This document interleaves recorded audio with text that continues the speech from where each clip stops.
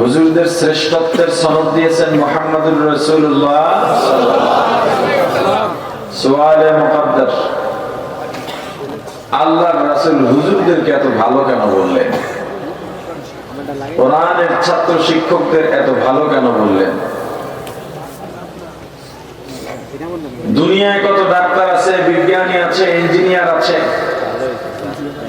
হুজুরদের কি অবদান আছে এই সমাজে? এই যে মাইকে কথা কই, এটা তো হুজুররা আবিষ্কার করে নাই। এই যে লাইট জ্বলে, এই সামান্য একটা বিষয় হুজুররা আবিষ্কার করে নাই।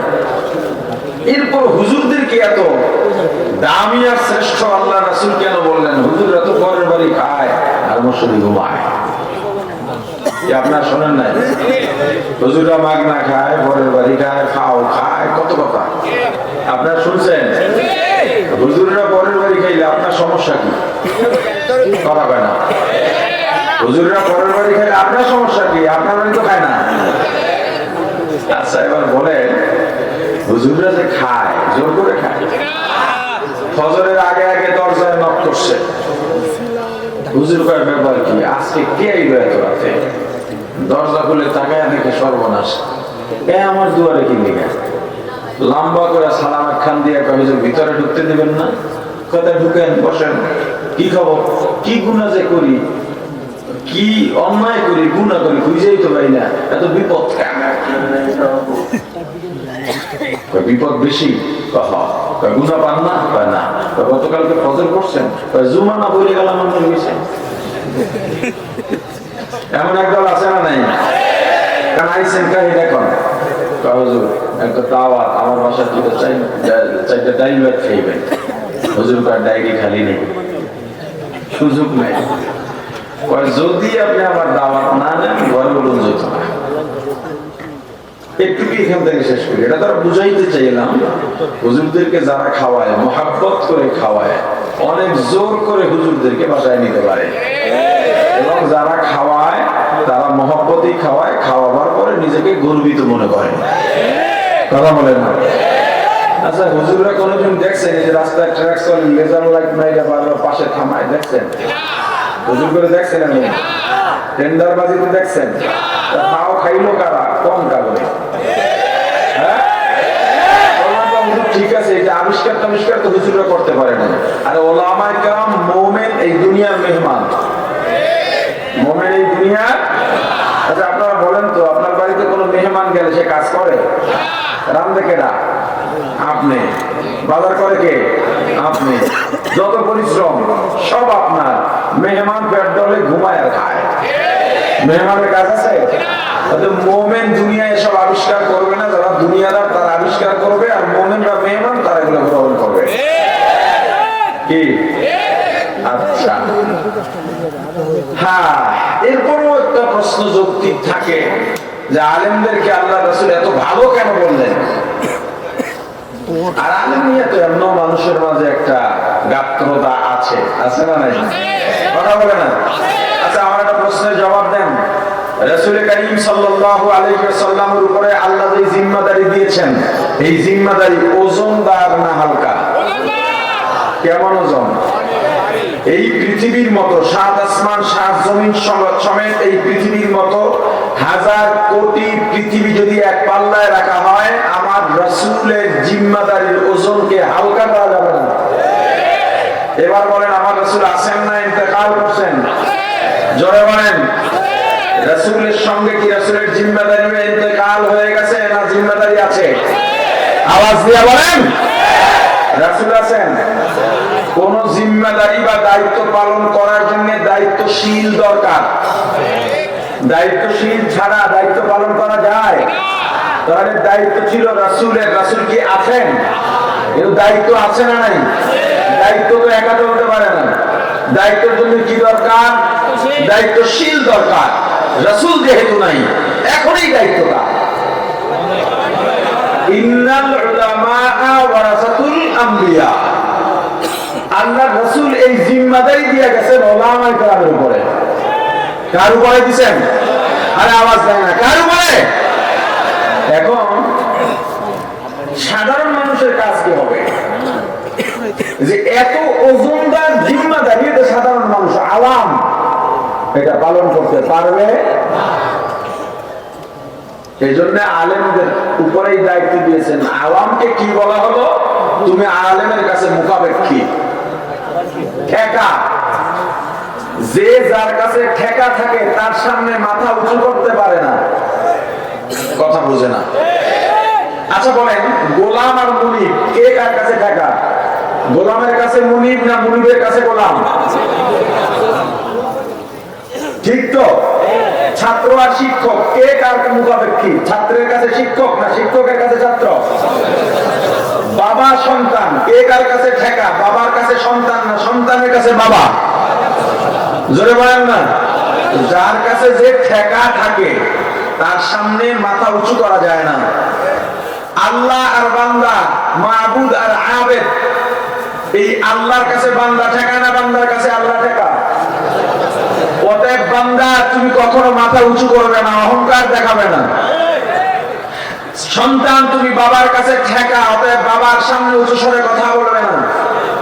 ছাত্র তুমি শিক্ষকের কাছে ঠেকা, কারণ শিক্ষক না হলে তুমি মানুষ হতে পারবে না, অতএব তার সামনে বিনয় অবস্থায় থাকো। গোলাম তুমি মুনিবের কাছে কখনোই মাথা উঁচু করবে না, কারণ তুমি গোলাম, মুনিব তোমার ছায়া। ঠিক তদ্রুপ ভাবে আলেম আর আওয়াম, আওয়াম বুঝুন তো কথা হয় না, আলেম আর আওয়াম কে কার কাছে ঠেকা? আলেম আওয়ামের কাছে না আওয়াম আওয়াম আলেমের কাছে? অতএব আওয়াম তুমি আলেমের সামনে মাথা উঁচু করে কথা বলবে না। কিন্তু অবস্থাটা কি হয় দেখেন, অবস্থাটা কি হয়। ভাগের একটা কথা বলি, আপনি রোগী ডাক্তারের কাছে গিয়েছেন, ডাক্তার আপনাকে প্রেসক্রিপশন দিলেন, আপনি কি কখনো বলেছেন এই ডাক্তার এই ওষুধ দিলা কেন? বলছেন? বরং টাকা দিয়ে তারপর প্রেসক্রিপশন আনছেন। আপনি কি করলেন? প্রেসক্রিপশন নিয়ে ফার্মেসিতে চলে গেলেন। ডাক্তার ভাই ফার্মেসি ওরা দেখো তো কোন দিনের ওষুধ। ওষুধ দিল, দেখলেন এই যে 7 দিন 21 দিন 1 মাস, ফুল কোর্স দাও, ফুল কোর্স দিয়ে দিল। আপনি কি ফার্মেসিওয়ালাকে বলছেন এ ভাই তুমি এই ওষুধ দিলা কেন? কথার জবাব দেন।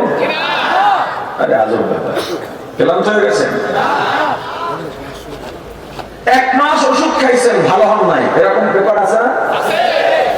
এই যে ভালো হইলেন না, এরপর ডাক্তারকে মারতে গেছেন, ফার্মেসিওয়ালাকে মারতে গেছেন, কি করলেন? আরেক ডাক্তারের কাছে গেছেন।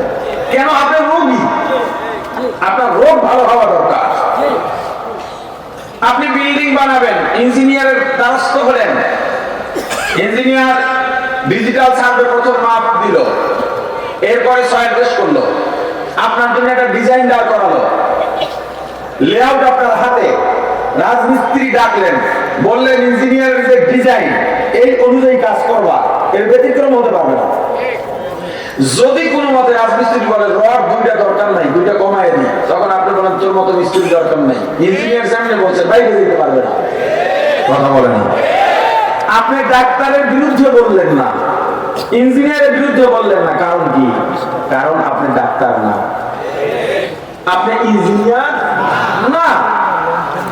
ডাক্তার না বলে ডাক্তারের বিরোধিতা করেন নাই, ভুল ধরেন নাই। ইঞ্জিনিয়ার না বলে ইঞ্জিনিয়ারের ভুল ধরেন নাই। কিন্তু আশ্চর্য ব্যাপার হলো আপনি কোরআন জানেন না, হাদিস জানেন না, কেরাত জানেন না, আপনি তেলাওয়াত জানেন না, মাসআলা জানেন না, বিধান জানেন না, শরিয়া জানেন না, কিন্তু আপনি আলেমের বিরুদ্ধে কথা বলেন। ব্যাপারটা কি? কথা হয় না। ব্যাপারটা কি? তুমি রুহের রোগী, আলেম তোমার ডাক্তার, তোমাকে যেই প্রেসক্রিপশন দেবো ওইটাই তুমি খাবা বিনা বাক্যে। যদি দেখো ভালো হও না, আরেক আলেমের কাছে যাও, তবু আলেমের বিরুদ্ধে বলা যাবে না। দ্বিতীয় পাঠ, ডাক্তারের কাছে আপনি প্রেসক্রিপশন আনছেন, আপনি ডাক্তার না, তবু যদি ভুল ধরেন, কথার কথা না পারবেন, সেটা আমার ডাক্তার তো সবাই, তো আপনি বললেন যে এ ডাক্তার ওষুধ কেন দিলেন, কাটেন, কথার কথা। এতে আপনি ওষুধ উল্টা পাল্টা খাইয়া শরীর একটু খারাপ হতে পারে, কিন্তু গুনাহ হবে না। ইঞ্জিনিয়ার আপনাকে ডিজাইন দিয়েছে এই পিলারে 10টা রড লাগবে, 400 দিয়ে 300 দিয়ে এত এত 500 দিয়ে মিলায়া লাগবে। আপনি ইঞ্জিনিয়ারের ভুল ধরলেন, আপনি 2টা রড কেটে ফেললেন, না 2টা লাগবে না, আমি 8টা রড দেব। এতে আপনার ঘরের পিলার একটু দুর্বল হতে পারে, কিন্তু আপনার গুনাহ হবে না। কথা বলেন, কি হবে না? কিন্তু আপনি আলেমের ভুল ধরলে গুনাহ হবে। কথা বলে না, কি হবে? গুনাহ হবে। তা আলেমের মর্যাদা কতটুকু, এটা কোনো সীমা নাই। এবার আসেন, রাসূলের জিম্মাদারি পালন করে কোন আলেম?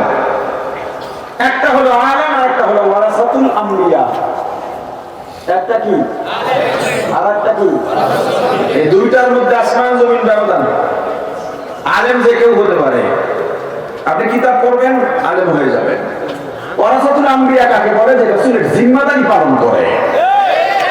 রাসূল যা যা দায়িত্ব পালন করেছেন সব দায়িত্ব পালন করবে। নিজেকে নিয়ে শুধু নয়, আমাদের সমাজে বহু ইমাম আছে 40 বছর ইমামতি করে আর গর্ব করে বলে আমি সবার প্রিয় পাত্র। 40 বছর ইমামতি করা যায়, কিন্তু প্রিয় পাত্র হওয়া যায় না। যে প্রিয় পাত্র ও আলেম হয়েছে, ওয়ারাসাতুল আম্বিয়া হতে পারে না। কারণ রাসূলের দায়িত্ব পালন করলে ওই এলাকার সব মানুষ তার পক্ষে থাকতে পারে। সব আলেম কি রাষ্ট্র নিয়ে ভাবে? সব পীর কি রাষ্ট্র নিয়ে ভাবে? সব ওয়াইজরা কি রাষ্ট্র নিয়ে ভাবনামূলক কথা বলে? এখন একজনে বললে বাকিরা কয় আমরা কিছু বুঝি না, আপনি এত গেলেন। হ্যাঁ, তোমরা আসলেই বোঝো না, কারণ জিম্মাদারি সবাই পালন করে না। যে ওয়ারাসাতুল আম্বিয়া, তার চিন্তা শুধু নিজেকে নয়, তার পাড়া প্রতিবেশীকে নিয়ে চিন্তা, তার সমাজ নিয়ে চিন্তা, অর্থনীতি নিয়ে চিন্তা, রাজনীতি নিয়ে চিন্তা, রাষ্ট্র নিয়ে চিন্তা, উম্মাহ নিয়ে চিন্তা। এবার দেখেন, আপনি আলেম না, তবু আলেমের বিরুদ্ধে বলেন, এরপর আলেম আপনাকে কিছু বলে না। আপনি বলেন কেন? হুজুর কিছু বলে না কেন? রাসূলের জিম্মাদারি পালন করে এই জন্যে। আলেম আপনাকে কিছু বলে না, আপনি আপনার দলের বিরুদ্ধে বললে আরেক দল আপনার মারতে যায়। কথা হয় না? এই ফ্যাসিস্টের সময় নিজেরা নিজেদের হাতে শত শত মারা গেছে, আর এই 5 তারিখের পর থেকে পর্যন্ত বিএনপির হাতে 200-র উপরে মারা গেছে। কিন্তু আলেমের বিরুদ্ধে বললে আলেম আপনাকে মারতে যায় না। কেন জানেন? উম্মার প্রতি, আপনার প্রতি আলেমদের কলিজা ভরা দয়া আর মায়া আর ভালোবাসা। এই ভালোবাসা কোথায় পেলেন তারা? আমার রাসূল ছিলেন মায়ার নবী, দয়ার নবী। যারা রাসূলের জিম্মাদারি পালন করে ওই দয়ার ভাগও তারা হয়েছে।